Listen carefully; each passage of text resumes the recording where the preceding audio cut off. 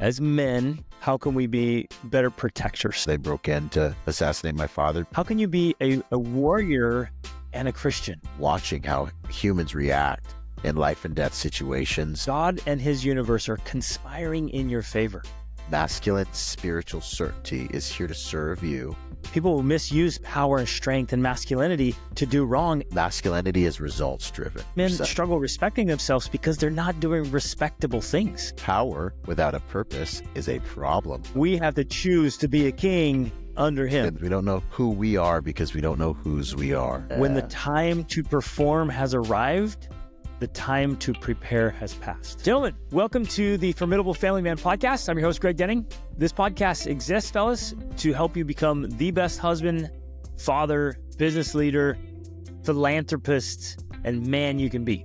Today, my guest is Sir Byron Rodgers, and we have an open, fun, honest, insightful conversation today about being a son of God, a king in God's kingdom, about the problems inside the church and Christianity, about the over-feminization of the church.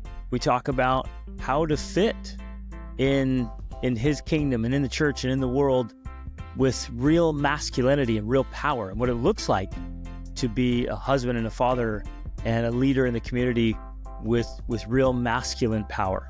And we talk about making mistakes and making changes and overcoming our weaknesses and failures and living in gratitude and joy and happiness, and how to really lean in and protect ourselves, protect our kids, protect our wives, protect our home and our family, our legacy, and to be true, formidable family men. Enjoy this episode. All right, brother. Super excited to have you here, man. I've been looking forward to this conversation and all kinds of different directions we can go, but why don't you introduce yourself to the audience, give us a bit of your story, and we'll start from there. Outstanding. Boom. What's up, you guys? Byron Rodgers here. And I mean, really, I'm just a man that's trying the best he can to really be a faithful son of God. I've been so blessed to go through the Marine Corps, 2 combat deployments, infantry. So I went to Iraq a few times. Got through there into professional protection, bodyguard work, by the grace of God, got into the industry at a very high level, hitting 50, 60 countries per year for the first 7 years of my career, starting in 2000 and 2008 when I got out of the Marine Corps. And then by the grace of God, a client looked at me and said, "Hey, I want you to be my guy. I'm going to put you in business. I want you to run security for my billionaire family." And so that's how my private security company started. We've been taking care of high net worth families and doing some pretty cool humanitarian missions since 2017 under that company. And then also I have a training company that focuses on creating professional protectors, guys that want to get out, transition from law enforcement, civilian life, or military into what I do. And then also a training company that focuses on civilians and making the world a safer place by helping good people to be more dangerous, right? Yeah, that's exactly right. I love that. Yeah, man. So that's a little bit about me. I got a master's in different things and published a book, and I'm a knight, different things like that. God's just been good, and I've just done the best I can not to mess it up and deliver. That's the game. So already, brother, like so many experiences from so many different places around the world. And I'm sure you do too. I deeply value experience and exposure across the spectrum, right? From wealthy to poor, from war zones to peaceful places where they have almost no crime, just across the spectrum and across religions and cultures, because we can all learn so much. And yeah, in the last, 20 years, man, you've been in all kinds of environments and different situations to glean lessons from all of that. Yeah, man. No, God's been good. And it all serves, man. Like, so now when I look at life and I listen to things people say, or things are hitting me, it's like he just gave me this experience of like an absolutely supercharged amount of experience, like perspective. That's what I'm saying. Like from being in war and watching how humans react in life and death situations. And, being able to understand, like, look, dude, like these guys we're fighting are just us. Like they're just little boys like us that grew up in a Yeah. different hood. And now we're Right. fighting. Like, what's this? Like to have these types of thoughts as we went through it, and then forgot to keep me. I had out of body experience. I got hit by a number of IEDs. I got blasted the last time and had to pray for a chance to come back to the planet, and God gave me that. And then, and then living with billionaires and millionaires and seeing the country and the world. I've probably been to 80 countries and operated in those countries, understood a little bit about the culture, enough to get a client through an operation. It's just, and it was literally all by the grace of God.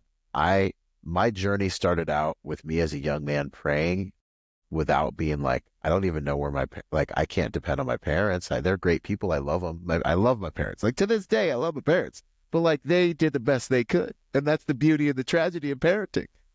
They're all, we, they, them, everyone, we're just all doing the best we can, buddy, That's right. So, Exactly. I had that at a young age. I was like, Father, guide me. I don't know where I'm going to get lunch. And he has, man, he's been the perfect. So I was going to ask you, is that where your faith started? Yeah. As a young Yeah. man, My you faith. started praying and kind of needing some help from heaven? Yeah. That's really where it started. I remember an assignment when I was in like, I don't know, it must have been first grade, kindergarten or something.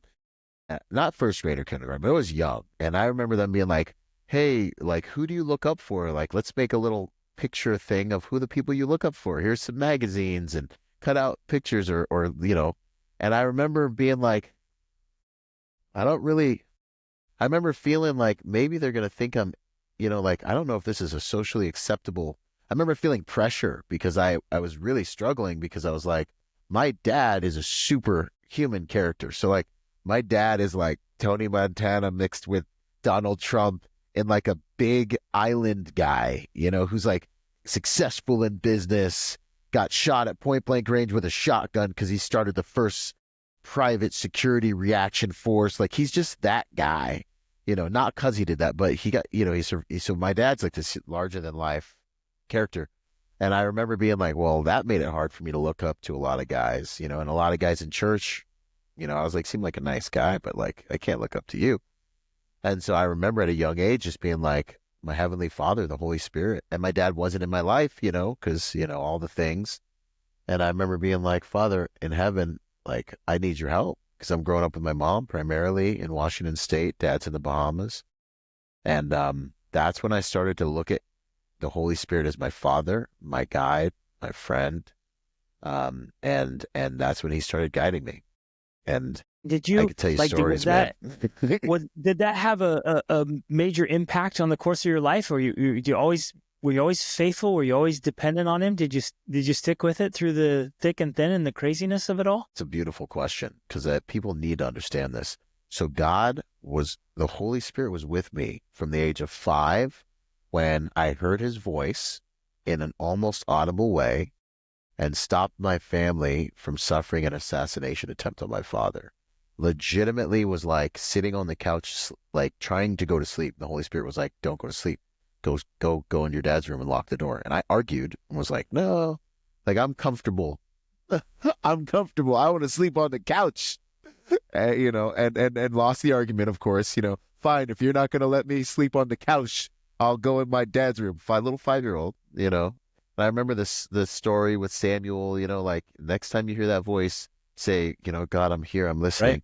Right. And I just learned it in Bible school in my little Sunday class, so this happens. And then of course, it's a longer story, but eventually guys break in, they break in. I wake up to the door to my dad's room being picked and there's a bunch of dudes in the house. We got them on camera. They broke in to assassinate my father because he started that tactical team in the Bahamas. Mm-hmm.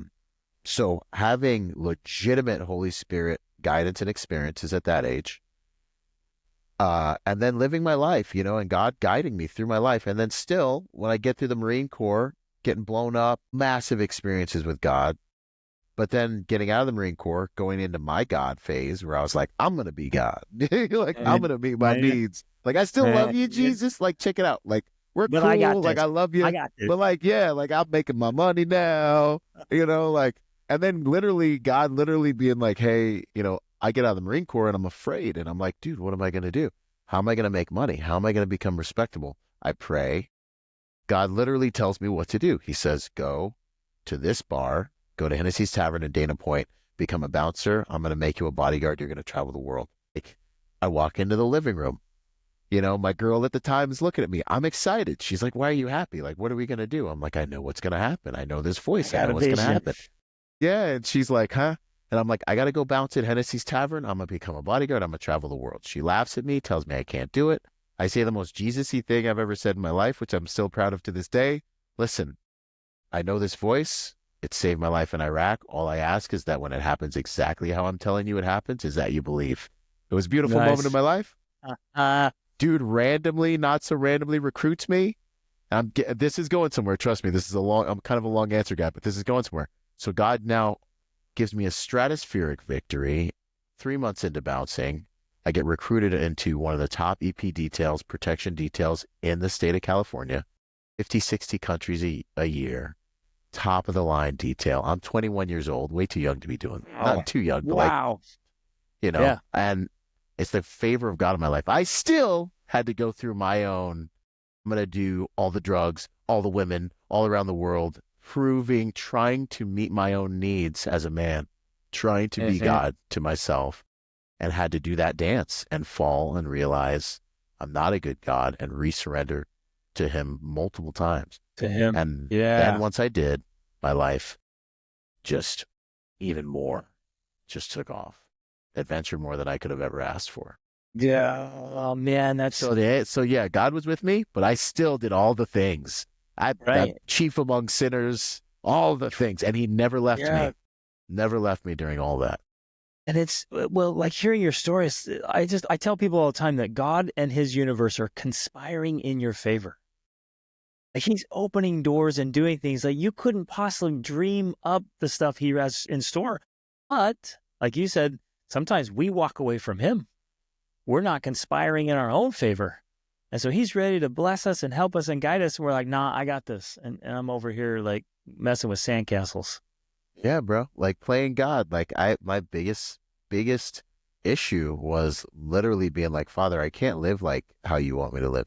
Like I can't be like the happy wife, happy life, nice church guy. Like I'm a warrior that's trying to be normal. I just got back from Iraq. Like, you know, I remember being like, there's no way I can be the kind of guy that I think you're asking me to be based on what I've seen at church. What you're saying, church. So, let's talk about that.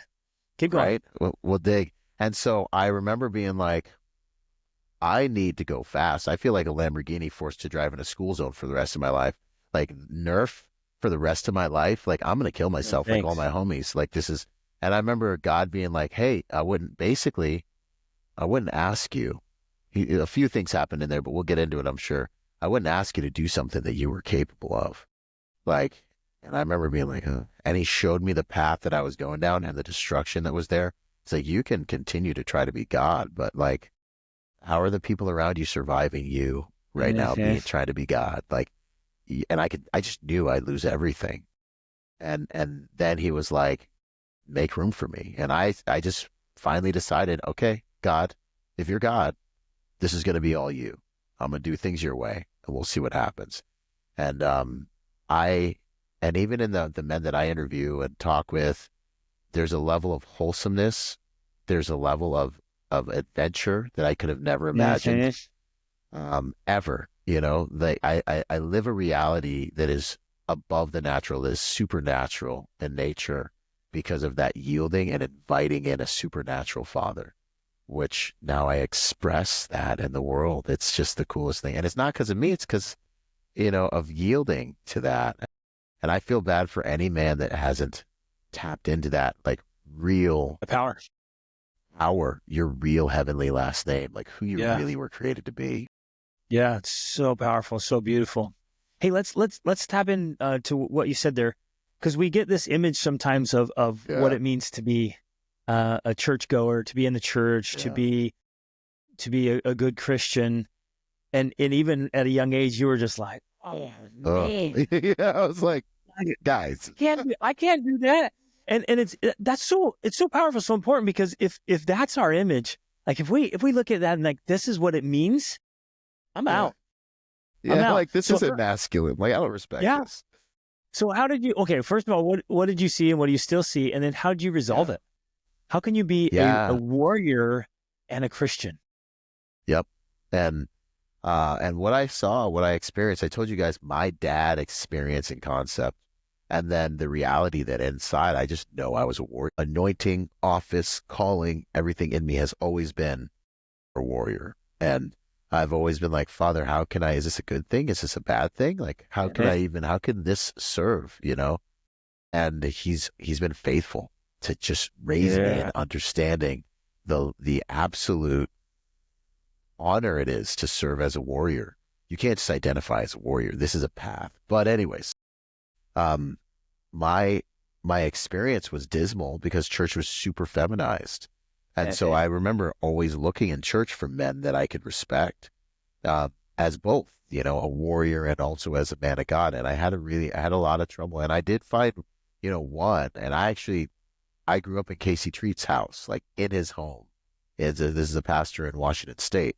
And of course, every pastor has goes through things. But when I was there, I remember seeing him, and I remember being like, he was the one man that stood out as like, you know, he is king in his home, and he's respected, and he was firm, and he like I remember that was one guy, and he. You know, I got spanked because I was running around with his kids back in the day. Like, and it was like, I just remember being like, wow, this can be done.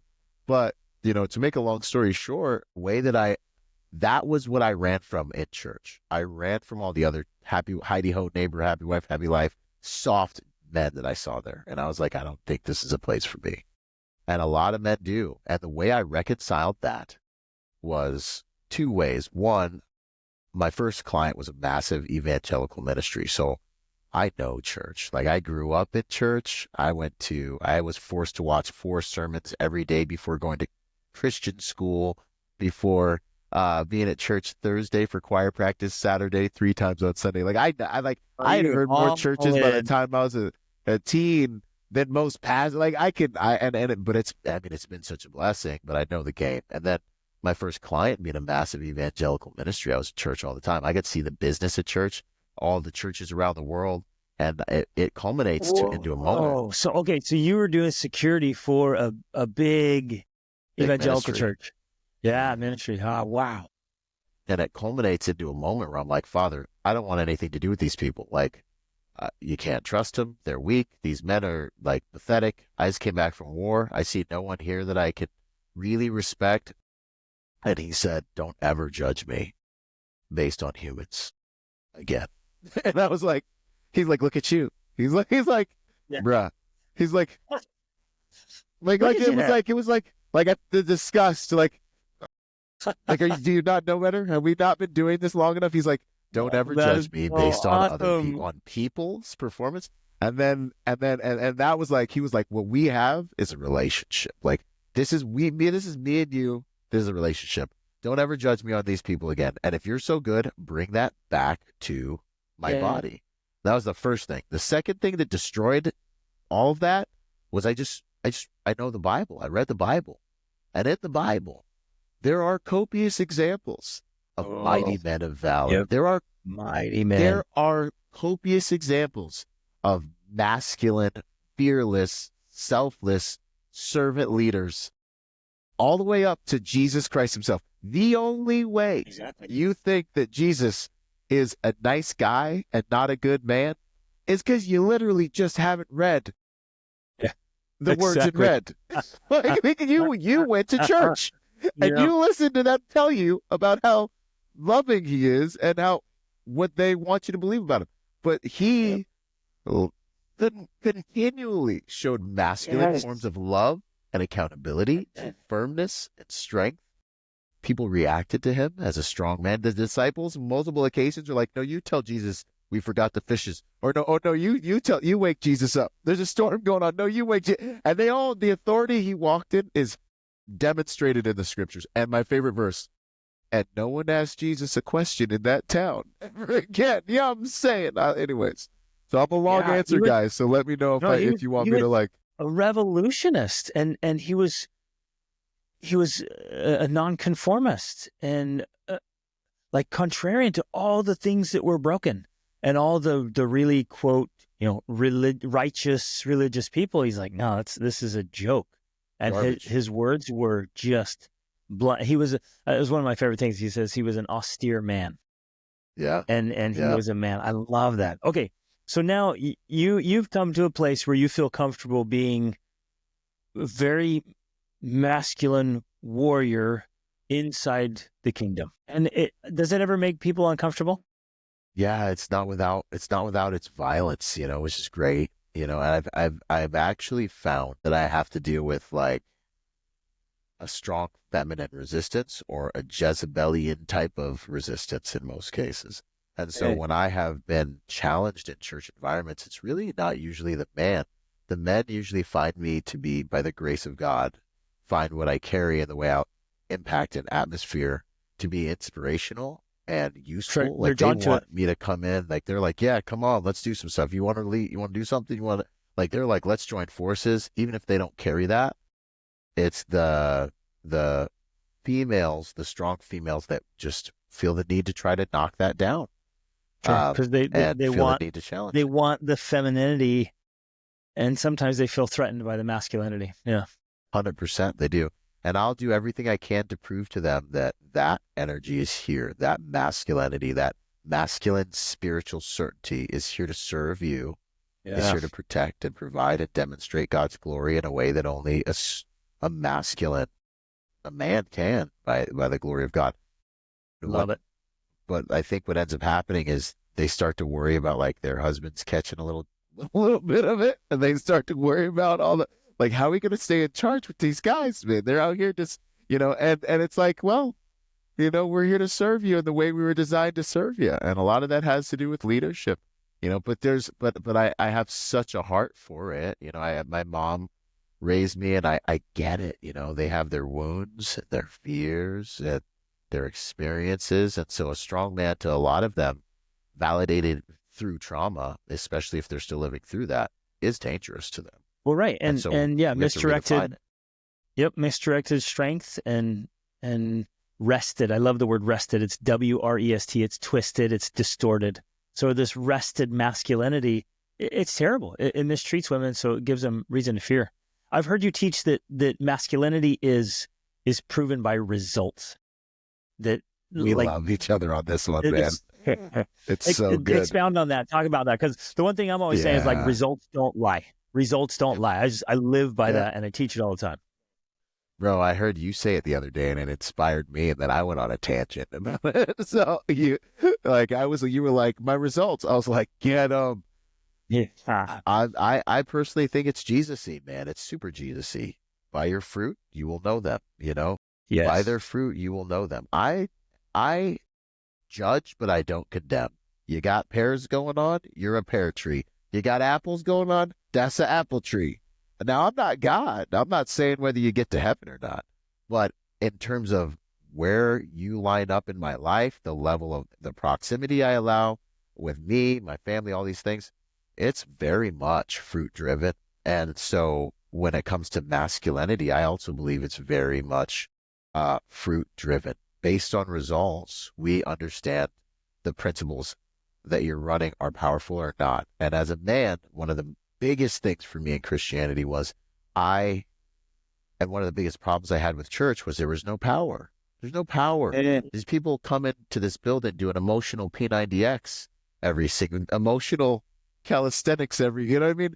And there was just no power. And I would travel the world, and I would go to at least hundreds of churches a year. And I would come back to the same churches every year, and I'd look around, and these people are in the same place doing the same emotional P90X. Yeah. Yeah, like every Sunday. And they're like frequent flyers. They're just here for the emotion, for the dopamine. And so I've always kind of been like, Father, and don't get me wrong, like this drive hasn't always been a good thing, but I think a lot of men have this drive.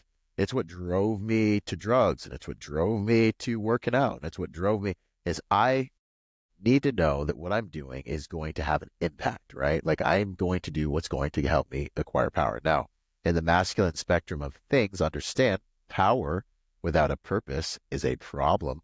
Okay. And I think this is an equation that a lot of young men are you get power almost by age, you start to become strong and you don't understand the purpose that's there to serve Right. people on some high levels that God's given you then it becomes a problem. Now we have men shooting and raping and doing all these crazy things, right? Right. But when you're acquiring this power to make it serve, it's amazing. And so when I look at my life and I look at the way that I'm trying to lead men, I feel so blessed that God's, given me the tools and the fruits to say, hey, this is what the glory of God looks like. I'm so blessed to say it's my responsibility to be obedient, but I'm not responsible for like this is God working in me. You know what I mean? And I'm so Yeah. blessed to be able to say like masculinity is results driven. It's not based on your Yeah. feelings. And Oh, it's I our love job to that. demonstrate that. And like when And you walk into the room and you're strong and you're healthy and your family's okay, and it's like it's not always going to be like that. You'll have your battles. But how do you go through that battles? Let's see some results, homie. Your medal's just getting tested exactly. right now. Let's see your results. That's right. It's a gift, man. It's beauty. I love that. Brother, I crazy love that.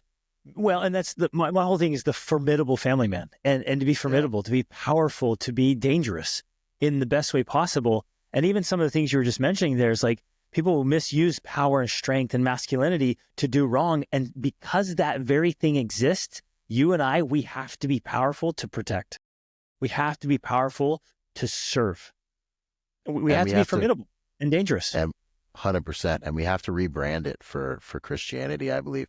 It's been super really cool to see like the people that God's been bringing into my life now, these strong like juggernauts for Jesus. Like all of a sudden, there's just a tide has changed. The winds have changed to where now I'm like being surrounded by these eagles, like these other lions, like a lot of strong, formidable men that have the same vision. And we're all starting to like work together to raise this next generation of men that have been so Yes. targeted and they're starting to realize it. And there's this pendulum that's swinging because usually it's just kind of like me and I'm like, flying around doing my thing. But now it's like I'm seeing all these other eagles and it's like we're creating this like, it's like X-Men, it's like the Avengers. And I'm like, where'd you come from? I'm like, Oh, bro, do you know what I had to yeah. do to get up here? And they're like, yeah, I had to do the same thing. And I'm like, wow, that's great. I get chills thinking about it. It's super exciting.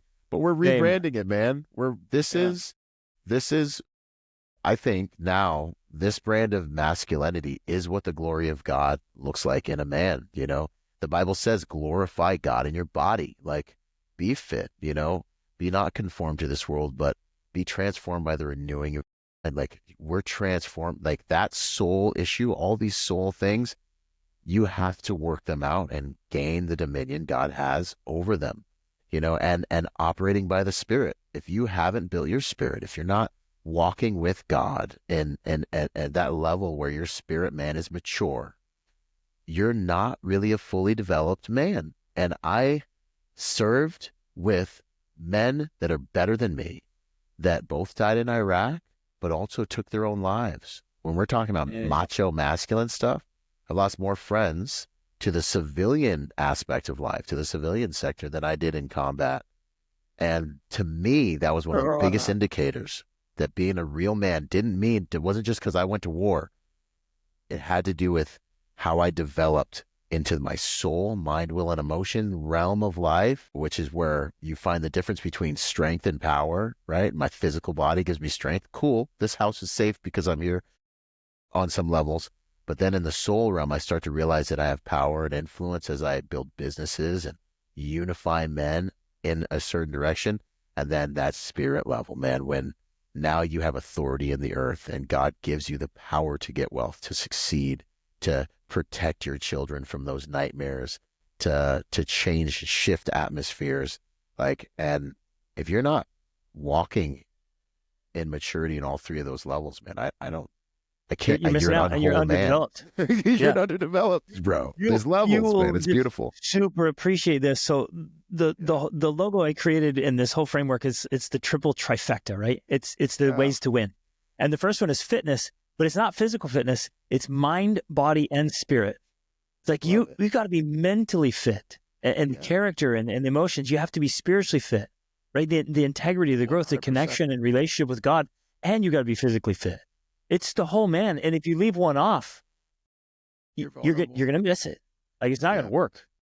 Yeah. So give me some specifics, brother, for you. Like, when you think about the fruits, and I loved how you're talking about that. I was like, look, there's pears, there's pears. There's apples, there's apples. Yep. But what are some of the specifics? So it's really palpable for people listening. Yeah. What are some of those fruits you see in a very, a manly man, a formidable man? I would say that, you can look at his kingdom and you can tell that he's walking in that level of dominion. So he's on purpose. He's doing something in this earth that is his mission from God, right? And at times it might be your job, but I think as you get more into the kingdom, God's going to give you something to birth into this earth that's going to be a kingdom work. Because while you're at a day job, you're giving the best of you. You're giving the best of your time, 9 to 5, Friday to Monday. You're giving the best of your focus, your energy, all these things. And I think eventually you kind of graduate to a place where you're birthing a brand, you're birthing an organization that's serving on a high level, and you're furthering kingdom initiatives in some way. I think that's a sign of maturity. And Christ is the King of Kings. And we're the kings that he's the king of, and the kingdom that we're building here, right? So he has... Oh, brother, I love that. Oh, my goodness. He's the king of kings. And we have to choose to be a king under him. In the kingdom. Yeah. A lot of us are playing like little pawns, or we're watching from the sidelines. We're not even participating. And 100%, we're not being a king in our own kingdoms.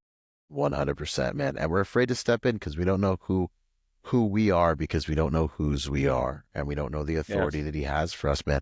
And so another massive one is he has that soul level of dominion. So wife, family, situations, scenarios, things are acting on him, but he is able to operate. He's not reactive. He has a high level of emotional intelligence. This would be the way the world would say it, right? So things are acting upon him, and you know exactly where you're at when stress comes, if you go into faith or fear, right? Because that really quite literally tells you what kingdom you're really, really building, right?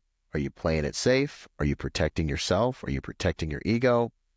Or are you able to sit with something and find a way to get yourself into trust in Father? No. I know what's going to happen here because I know whose I am. I know what's going to happen here because I know what my Father says about this. I know what my Father says about me, right? People in every area of your life will challenge you. How do you know that? Right. Like, how do you know that? How do you know that, right?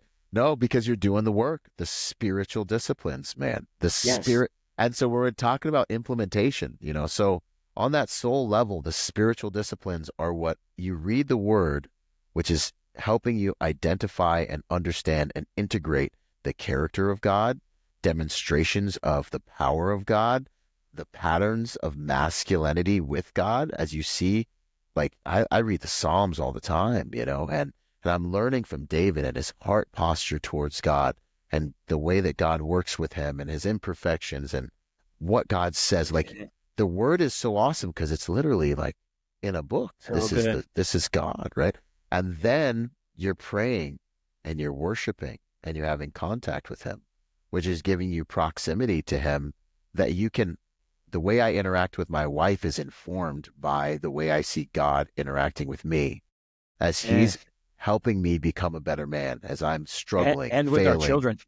And with our children. Yeah. So you learn fatherhood and husbandry, whatever it is, from your proximity and relationship with him. And so this helps you master the soul realm. The things that I struggled with 3, 4, 5 years ago, I'm not struggling with as much because of those spiritual disciplines and the proximity I have with the Father. My wife doesn't control me. The reason this whole thing still exists is because God has been able to get a hold of my heart, and I live to represent him in the world, which causes me to be a better father, a better husband, a better businessman, a better all these things. Yep. And so the fruit of that is, you see, it's not necessarily that everything's always perfect. You're going to go through your trials, but there's a way of walking through these things that is love, faith, servanthood, strength, and dominion. And then ultimately, you'll see that a man that is respectable organically has respect in a lot of different circles. Yep. And Absolutely. at home, yes. In the marketplace, yes. But I don't, but there's times when, I've had to earn these people's respect, right? And I had to just be respectable, Yeah. Well, and and that's I how it like, is. yeah, Respect is earned even for ourselves. In fact, it starts with yeah, ourselves. Like a lot of men 100%. struggle respecting themselves because they're not doing respectable things. They're And right so when about we, themselves. yeah, exactly. And so when we step that up, I think you Uh, articulated so well. One of the fruits of pure, beautiful masculinity is progress. We're Progress, that's making a huge. change. I'm not struggling with the things I was struggling with before. Because you and I, like, we have no business being the same man this year that we were last year. We've I think so. got to be moving forward. Yep. That's And I that's don't the care fruits how of good you were masculinity, last year. Yeah, right? 100%. 100%. Exactly. 100%. I was having this conversation because I talked to someone else who said like men feel like they're never good enough. And I was like chewing on it and I was chewing on it and I didn't want to directly oppose the guy because of the context of the conversation. But I was like, I don't. So they say God will never put on you more than you can bear. But the interesting thing is, I've got no idea what I can Right. bear. And as my Exactly. father, he has the task of helping me to be more and more like him. The same way I look at my son, my new Marines, certain employees, now I've got to bring out of them this potential that I know from experiences in them. He's looking at me like I've got to bring God out in this guy. I know it's in there. And so I trust and I push and try to give the widow's mite, if you will, this imperfect vessel and make it as good as I can to give him a higher quality, offering essentially to Yeah. do something with. But it's really cool when you start thinking, I was like, no, I don't know what's good enough because he's going to be the one to ultimately Right. tell me that. And we're going to keep taking Yeah. territory. I love that, and I'm right with you on that, brother. I think it's like in my mind, I've never arrived. In fact, I Never. told my wife, I'm like, babe, I will never ask you to love me for who I am because I do not plan Literally, on bro. staying here. I am not Yeah, staying. yeah. And we can either level up or level off. And that kind of like, oh, I'm not good enough. It's this leveling off attitude, and nobody ever coasted to the top. And God will not let us coast. So if we hand over our hearts, like he's going to draw so much more out of us than we think we're capable of. And you literally can't listen to the world. Like the world will be like, you're special just for being here. Like you can't listen, bro. Right. Don't. I mean, even No, your mama might try to tell you you're special. But right. don't listen to them, bro. Go hang out with the boys and start pushing, That's bro. right. Start pushing. Let You know what I'm somebody saying? smack I you love it. around a little bit. Yeah, I man. love Let's it. go. Okay, let's shift gears a little bit. I gotta ask, because of your background, we gotta talk a little bit about protection, and Absolutely. protecting our families. So just give us a quick rundown, man, because you've been in this for so long and you've seen it from so many angles. As men, how can we be better protectors? Yeah. I think that so much of masculinity and so much of the formidableness that God that makes him happy and that we see in various men of God throughout the Bible, David, Gideon, I mean, John the Baptist, all these guys, is a lot of it starts in the realm of physicality. How Yes. good of a steward are you being with physicality, your first physical enterprise? Let man have dominion down here. God and Satan both need bodies to execute down here. So the quality of your offering, in terms of your physicality is massive. And with the values and habits and character traits that come with developing that physicality comes a stronger mind. I'm in the Mhm. gym praying most of the time. I'm in the gym praying and talking to God and, Father, I thank you that you've given me the strength, Father. Almost before I lift almost anything heavy, I'm like, thank you for giving me the strength. I'm just giving him thanks. To him who has more will be given, and to him who doesn't have, even which he has will be taken from him Yeah. and given to him who has, right? So I sit there and that's an act of worship. That is connection time with my father. Um, and then we get into just the reality of the Garden of Eden Like Satan was permitted to walk into the garden and kick it with Eve and talk to Eve. And the Bible says the man that was there with her, she handed the fruit to the man who was there with her. So the next thing for me, especially on a spiritual level, is I'm watching what is entering my home. And Yes. God has anointed us and given us the office of protection. And so making sure the eye gates and the ear gates and the environments and even gifts that are given to my family, these things are sanctified and or like meet the discernment test. It's huge. Yes. And you will have to tell your wife, kid, son, whoever it is, hey, I love you with all my heart, but I'm sorry you can't watch this. As for me, That's not coming in. because from the bottom of my heart, I feel like God wouldn't be happy with this. I can't do it. And I'm responsible. He's not going to walk into the garden and ask for Eve. He's going to ask for me. So Oh, that's I a level of love that, protection I think brother. that's not talked about. And Yes. you'll have to fight the hyenas at the gates around the pack of lions, and sometimes you'll have to fight the lions at the same time to protect, Christ's precepts in your home. And Yep. do it and do it. So, Oh, yeah, those are two there's big things. Go ahead.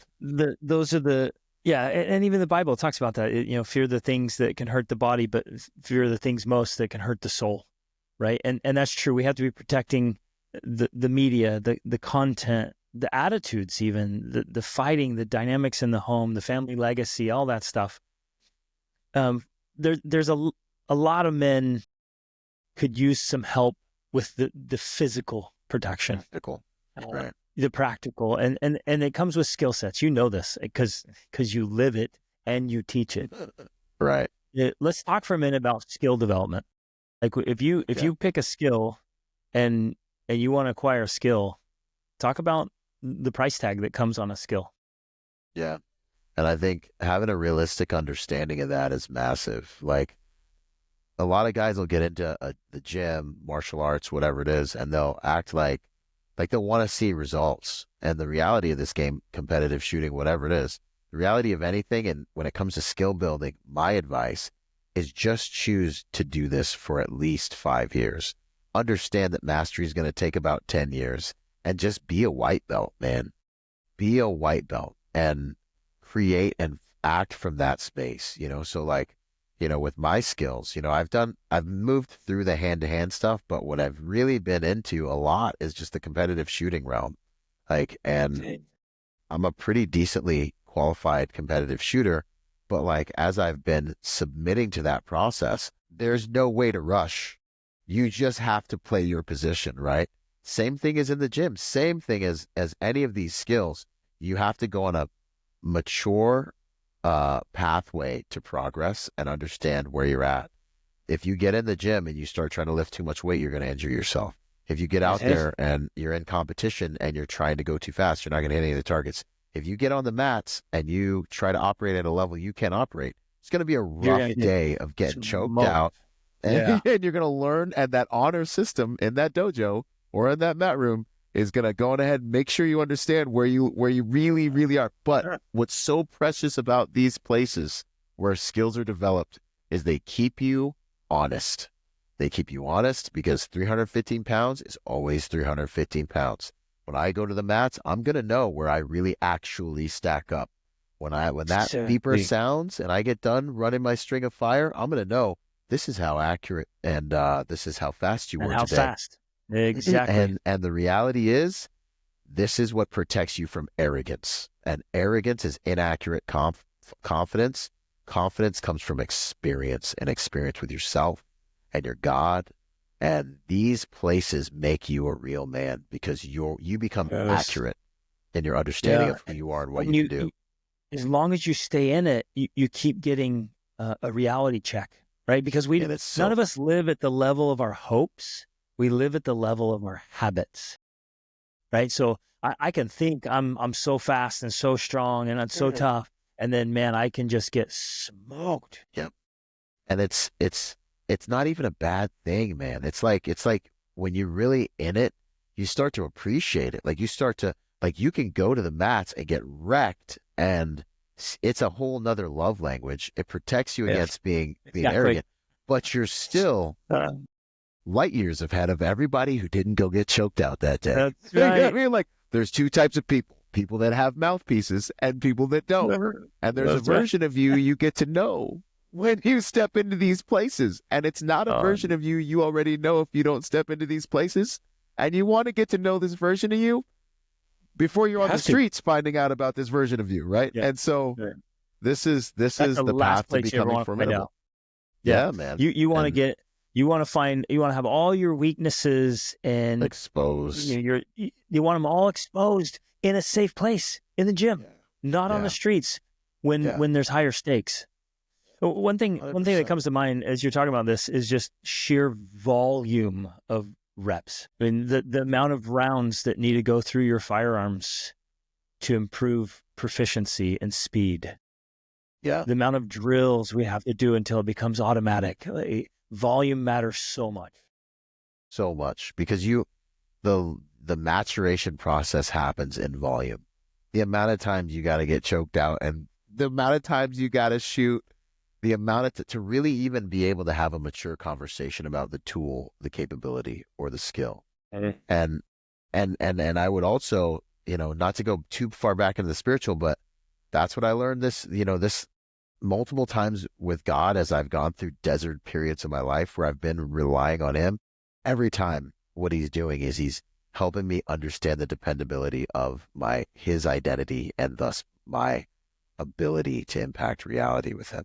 And so, like, when it comes to skill building, you guys, and when it comes to leaning into becoming a formidable man in reality, which I still think it's close to first, like the level of certainty you can walk around with in your abilities and calmness and genuineness is, I think, directly attached in so many ways to your level of physical formidability. Like it impacts these other things. Otherwise, you're the guy who's just so in the spirit, but like people are looking at you and you just don't have all the fruit, and this isn't about being macho. It's not about having all the tattoos. It's not about being a jacked guy. It's about just knowing what you're capable of. And I think you nailed it, man, with progress. Knowing that, you know what, this week I'm a little better than I was yesterday, last week. Exactly. And then you stack that for 3, 4, 10 years, bro, you're operating at a level. The areas of my life that I've done that, I'm operating at a level that people think is a miracle, but it's just what happens it's the way God created reality to stay in the game. Because results don't lie. They don't. They tell the truth. Man, I love that. Oh my goodness. Okay. I'm just going to ask some random fun questions because your life experience is so unique. There's some lessons there that none of the rest of us are going to have that I want to kind of glean from. Just a random question here. Favorite weapon? You have to have a weapon. Favorite weapon? A knife, a handgun, a dog? Well, it's mine's interesting. My dog really? That's interesting. Yeah, I mean, I'm a firearm guy. I am most dangerous with a pistol. That's like I can do the most with a pistol. That's where I operate at a level that most humans don't. Love as it. As you see by the scores and all that stuff. But the most formidable weapon for me would be my AR, man. Like I can do so much with it. Yeah, I can do so much with that thing. It's awesome. Yeah. I don't have the permissions you do to have it when traveling around the world. So I gotta have other ones. Okay, cool. Yeah. That's good. What caliber handgun? Just out of curiosity. Okay. Yeah. A certain brand that you love? Yes. Man, why are they not coming to me right now? It's because I'm having a oh my goodness, I might have to. I have them on me right here. Oh man, what are my guys? It's not on here. It's not on the actual round. Anyways, so I'm gonna have to get you the answer by the end of this thing because these guys are awesome. They're Christians. G9, very cool. G9 ammo, bro. G9. So these guys are Christians. They're good men. My man who created the ammo, he said, God told me this design. And this has become, I don't know if I can show you this on here, if you'll get banned or anything. No, but the design of the projectile, hollow points have been kind of all the craze. Yeah, it's unique. Yeah. Yeah. But this is the future of ammo technology, because Wow, this very actually cool. stays together, penetrates a lot more than other ammunition does, a lot more, and causes a larger wound cavity. G9 ammo is where it's at, Christian based. And I would also Oh, say the that's reason super cool. 9 is because we're practicing a lot. I found that guys that have larger calibers don't be really practicing that much. That's Yeah, just my, it's I too don't know. expensive. Maybe, maybe not. You go with the It bigger is. caliber, like that's a really expensive training day. Yeah, bro. Okay, let's shift gears now. In Solid. your work with like protecting, the big church and the ministries and the millionaires and billionaires and close to 80 countries. You don't, and so I've traveled with my family to close to 70 countries. It's your You don't get family. around, Wow. yeah, with my Wow, family. that's It's awesome. been Well amazing, done, and bro. I What an love the world, and I love what I yeah. learn from it, and the connections, the people, the places, God's beautiful creation. It's amazing. But you don't travel that much. You What don't a get around gift. that many people without some experiences that teach you something. So tell us some stories or some big lessons, some takeaways over these years of unique. You've had a very unique opportunity. What are some big experiences or lessons that came from that would be beneficial for us as men to be like, we're not likely to have that experience, but there's a lesson, I think, for all of us.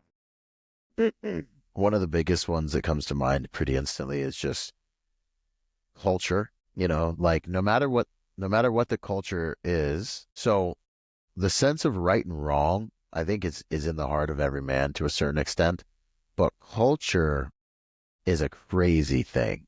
And there are Mhm. things that are in cultures that they don't think are wrong.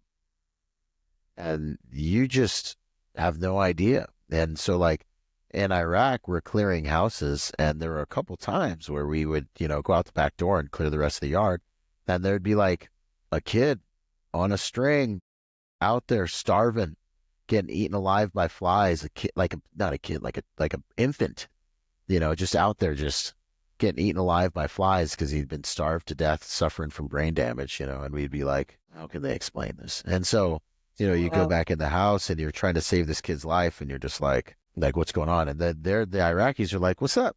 Like, what's wrong, bro? You want some chai? Well, you want some, and you're like, what are you doing? And they're like, yeah, he was like handicapped. Like, he's no good. Just put him back out there. And you're like, what are you talking? Like, this is a human. Like this child. Okay, he had something wrong with him, but you can't just, and those were some really tough moments where we, had to like accept the fact that like culture and, just because you do things a certain way or view things a certain way in your world, it It's just not universal. isn't really real to everyone else. So, those were different things, the way men treat women, different things like that. Like, just when you're in different places, you have to be very mindful of the different rules there, and in some cases, the different principalities and powers there, and the spirit realms, Hmm. and the different rulers in high places over there. Because there's different impacts and different atmospheres. Um, that was a massive one for me, and I knew a lot of that because I've traveled since I was young. Um, let's see, what else would I say from traveling? That there's multiple layers in every reality, right? So when you go to an environment, there's the tourist layer, and then there's the reality that the people live. There's the subculture to even that, and understanding how to move through those different cultures is very valuable, really valuable, actually, depending on what's going on in that environment, understanding the social dynamics around being able to access those cultures and get those cultures to protect you or provide you with information, tools, access of multiple different types, huge.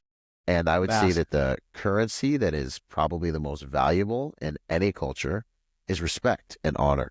And if you can Mhm. find a way to do that and be that, especially if you're a respectable human from a different culture where they look at you and you have various signals about you that say this is like a chief or a higher ranking respectable person from X culture, and you show respect to their culture, your respect then is even more amplified, right? And these things are Absolutely. like, if you're physically formidable and you seem, like you're a good person, they'll be like, your respect goes even farther now. Like, come on Right. inside, have some Yeah, real cooking exactly. and some real food. What do you need? How can I help you? Like, It's I interesting love to that. see these things.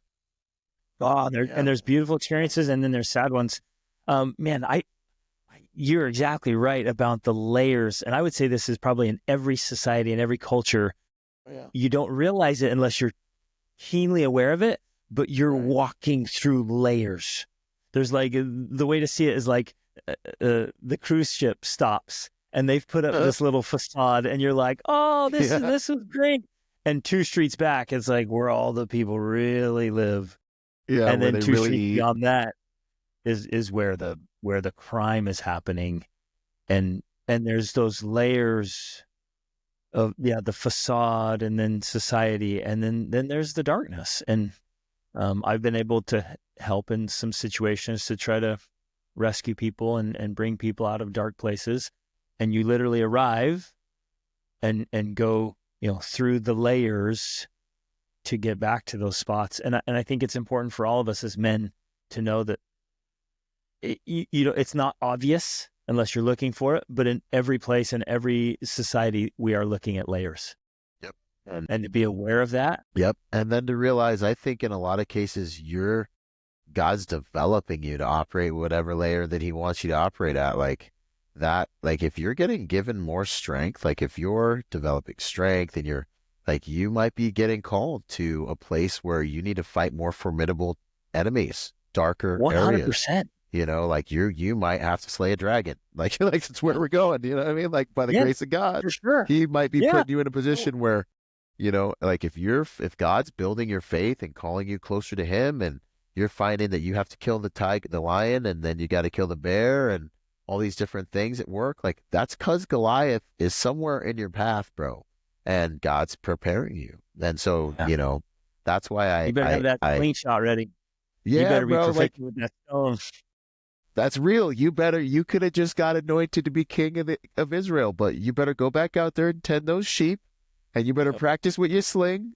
Be faithful in what you've been given right now, Yeah. and that time will come. And then when the lion shows up, kill him the way God tells you. When the bear shows up, same thing, and that's masculinity, man. Was I diligent this morning with this day that you gave me, God? Like, did I, I woke up, God's been doing this thing where he's been waking me up at 3 a.m.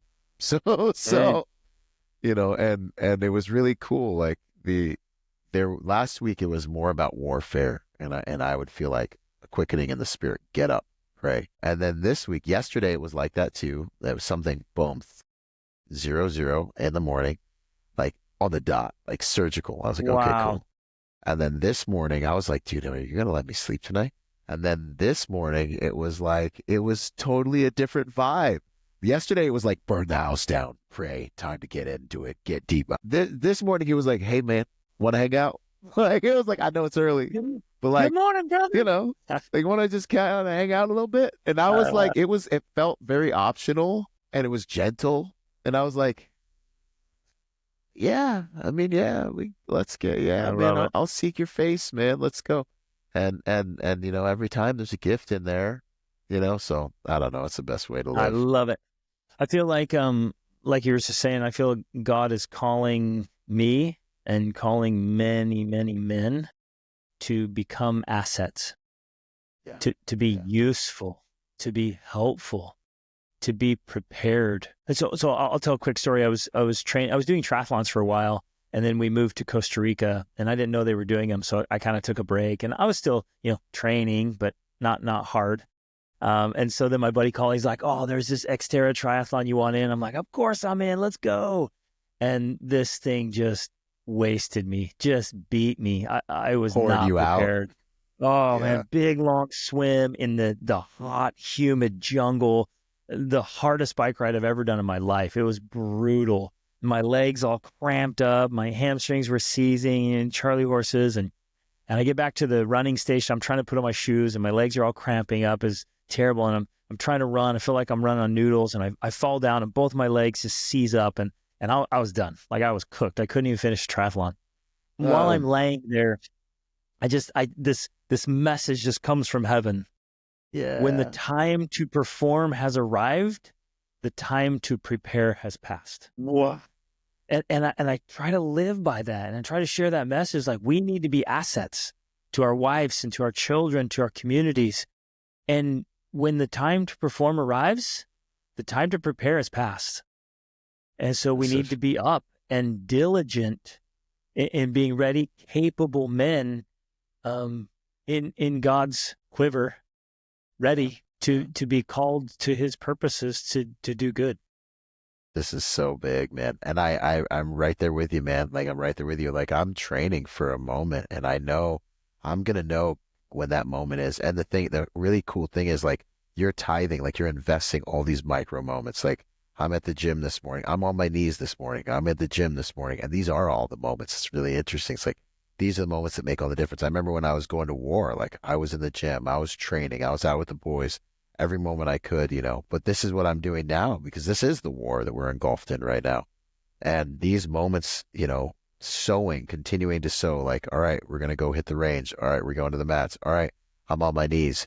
These micro moments of preparation are going to make it so that when Goliath shows up again, when Godzilla, whichever one we were doing this time, Loch Ness Monster, King Kong, whatever it is, when it comes, there's an investment that's been made. There's deposits there. I know who my God is because every morning I was like, Father, I thank you give me the strength.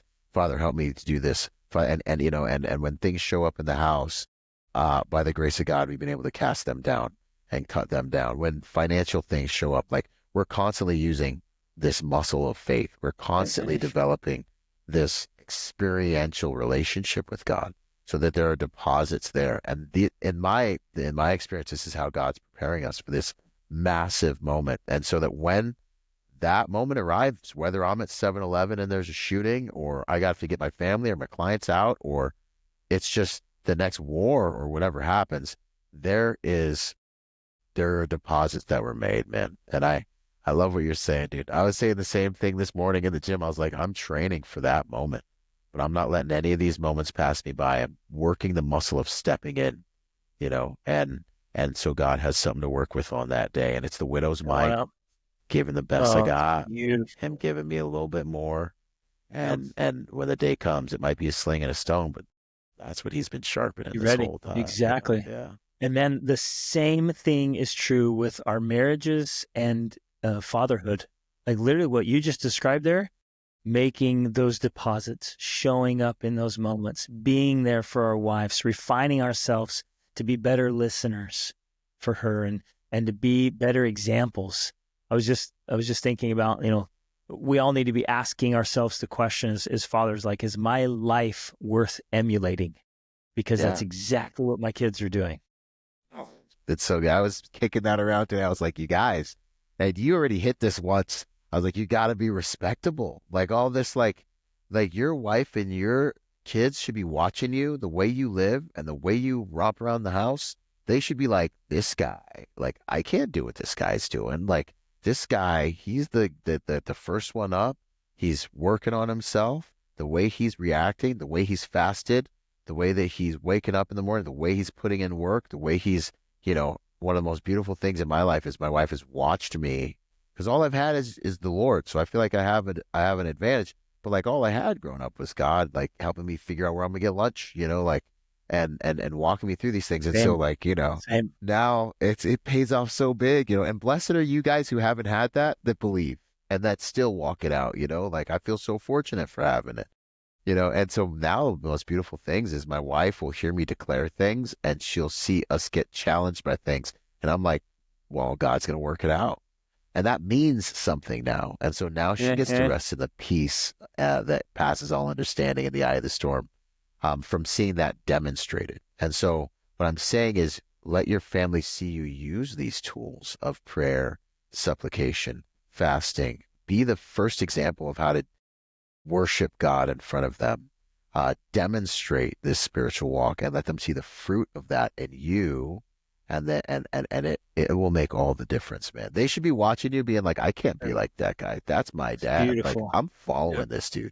So you won't need a Bible. You're respectable first and foremost, Exactly. and they can make a decision. And man, what I hear you sharing is that you pray and depend on God because everything depends on him, but you also get up and put in the work. like everything depends on you. I say it all the time, man. You better pray to God like because he is your only salvation. He gives you the power to succeed, but you better work like he ain't coming. You know what I'm saying? And so when I got blown up, Exactly. Yeah. I said that to him. I said, Father, like if you give me another chance to live, I was like, I may never be all the things that you called me to be, but I promise if you send me back, I'm going to go so hard. I said, I'm going to go so hard in the paint. I am going to do the best I can to be everything that I may never get there, but I'm going to give everything I have. And so that's always been it. And you know what? That's what he blesses. That's what I have found he blesses. Like I'm trying to be as superhuman as possible. I just want to be a good steward with what he's given me. Yep, and that's exactly. he shows up and meets me on the battlefield. And I'm like, let's go. I love it. He always does. He always conspiring in our favor.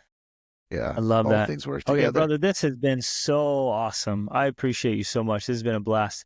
Any last thoughts, any last words, any last message that we haven't touched on that you think, yeah, this is got to share it from my heart? Yeah, I mean, I would just say I know that there's a high volume of men out there that have that are coming from kind of a deficit of masculinity, like they've been attacked biologically without realizing it because this dang endocrine disruptors and everything around us, there's estrogen in the water and birth control in the water, and like they don't realize, and they've been attacked, you maybe didn't have a dad, so your quality of life was dependent on female acceptance from your mom, feminine acceptance from your mom. So you've already been programmed like that. You went to school and you had female teachers, and so you're seeking acceptance from females there, and like you're in this world now, and you're trying to figure out, kind of find your way, and you see two masculine dudes appear, like a triathlon dude with a beard and a black tattoo muscle guy with a beard,